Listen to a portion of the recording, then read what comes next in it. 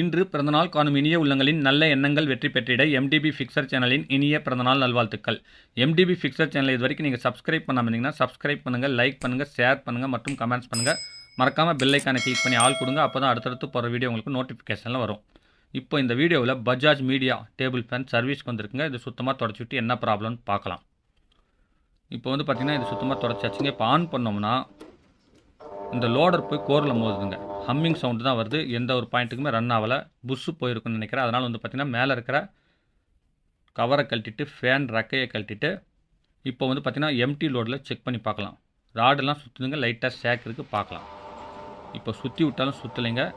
இதுக்கு மேலே அப்படியே கண்டினியூவாக ஓட்டினீங்கன்னா உங்களுக்கு காயில் போகிறதுக்கு வாய்ப்பு இருக்குது. அதனால் வந்து இந்த புஷ்ஷு மாற்றுறது தான் உத்தமம். இப்போ வந்து பார்த்திங்கன்னா சக்னட் இங்கே ஒன்று இருக்குங்க, அதை லூஸ் பண்ணி விட்டு அந்த கவரையும் ரிமூவ் பண்ணிக்கோங்க.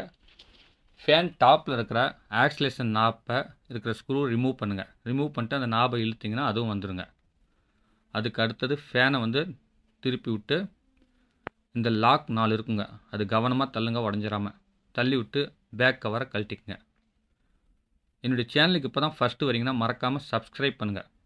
இந்த வீடியோவை ஸ்கிப் பண்ணாமல் பாருங்கள். பிடிச்சிருந்தால் லைக் பண்ணுங்கள், ரொம்ப பிடிச்சிருந்துச்சுன்னா உங்கள் ஃப்ரெண்ட்ஸுங்களுக்கு ஷேர் பண்ணுங்கள். இப்போ ராடுக்கு நடுவில் ஒரு லாக் இருக்குங்க, அதை கழட்டிக்குங்க கம்பி மாதிரி. அதுக்கு அடுத்தது 4 ஸ்க்ரூ இருக்கும், அதை ரிமூவ் பண்ணிங்கன்னா அந்த மேலே இருக்க ஃபேன் கவர் வந்துடுங்க. இதை ரிமூவ் பண்ணிவிட்டு அடுத்தது வந்து பார்த்திங்கன்னா மோட்டர் பிரிக்கிறதுக்கு 4 ஸ்க்ரூக்கும் அதை ரிமூவ் பண்ணுங்க.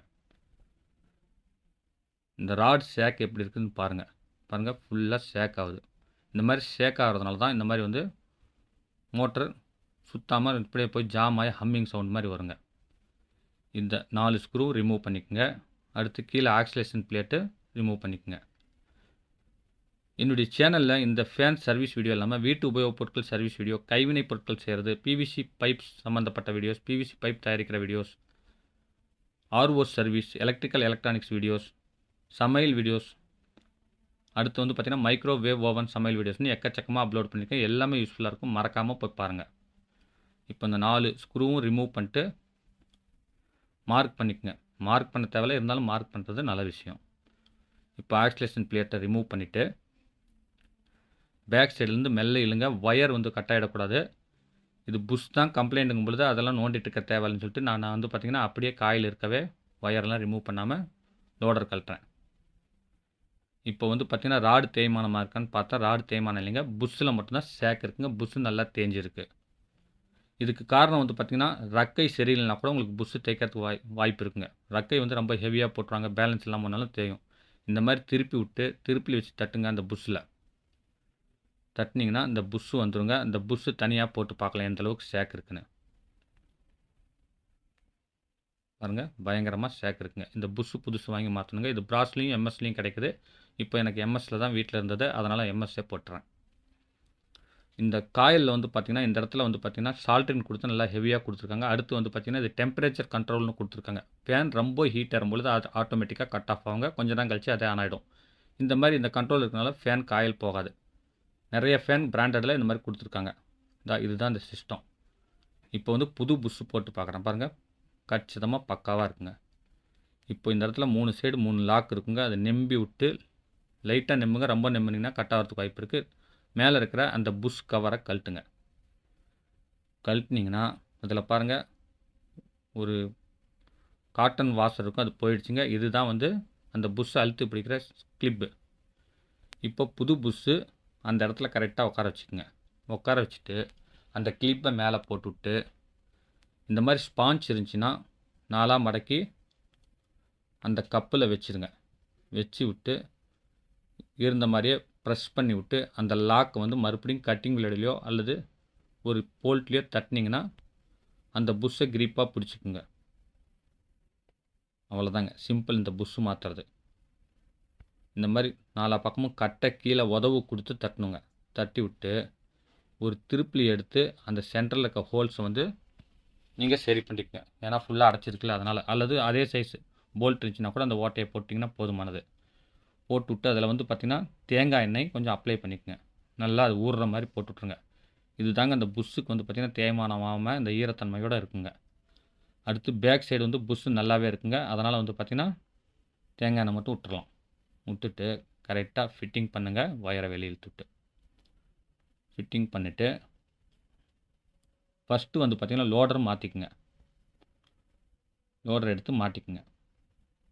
இந்த மாதிரி லோடர் மாற்றிட்டு ஃபேனில் வந்து பார்த்திங்கன்னா இது அப்படியே அந்த செட்டை கொண்டு போய் கரெக்டாக இருந்த வாட்டத்திலே ப்ரெஸ் பண்ணி விட்டு அந்த பிளேட்டில் வந்து பார்த்திங்கன்னா அந்த போல்ட் உட்கார காடி இருக்கும், கரெக்டாக உட்கார வச்சு அந்த 4 ஸ்க்ரூவும் போட்டு லெவல் டைட்டிங் 4 பக்கமும் கரெக்டாக வைங்க.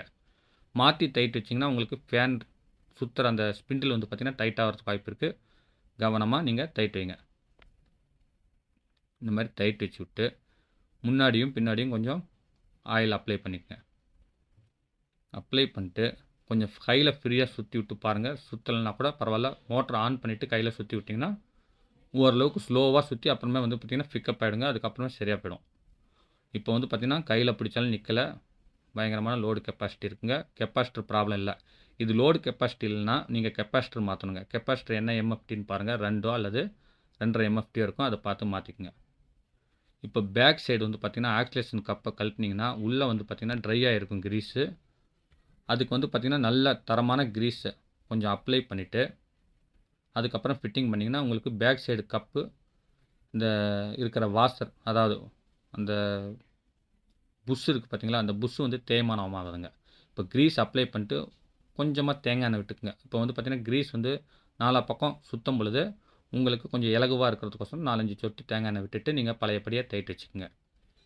டைட் வச்சுட்டு எப்படி நீங்கள் கழட்டினீங்களோ அதே மாதிரி ஃபிட்டிங் பண்ணிக்கலாம். பர்ஃபெக்டாக டைட் வச்சுட்டு நீங்கள் வந்து பார்த்திங்கன்னா ரன் பண்ணுங்கள். உங்களுக்கு பர்ஃபெக்டாக விடுங்க. இந்த ரக்கை இருக்குது பார்த்திங்களா, அந்த ரக்கை வந்து பார்த்திங்கன்னா உங்களுக்கு ஹெவியாக இருக்கிறதுனால தான் இந்த புஷ் அடிக்கடி போகும். ஏதோ ஒன்று இரும்பு கடையில் இருக்குது, அங்கே இருக்குது, இங்கே இருக்குன்னு தூக்கி மாட்ட வேணாம். அந்த ஒரிஜினல் பிராண்டுக்கு என்ன வெயிட் இருக்கோ அந்த வெயிட் கெப்பாசிட்டி புஷ் தாங்குற மாதிரி தான் கொடுத்துருப்பாங்க. அதனால் ரக்கை விஷயத்தில் கவனமாக இருங்க.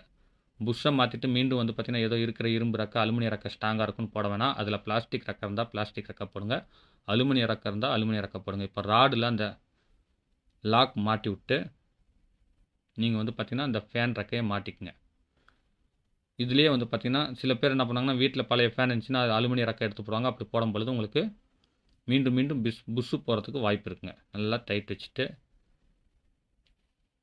இப்போ வந்து மேல் டாப் கவரையும் போட்டுக்குங்க. அவ்வளோதாங்க. இந்த வெயில் காலத்தில் வந்து பார்த்திங்கன்னா அடிக்கடி ஃபேன் யூஸ் பண்ணுறதுனால இந்த கம்ப்ளைண்ட் வருங்க. அதனால் வந்து நீங்கள் தேங்காய் எண்ணெய் அப்பப்போ விட்டுக்குங்க.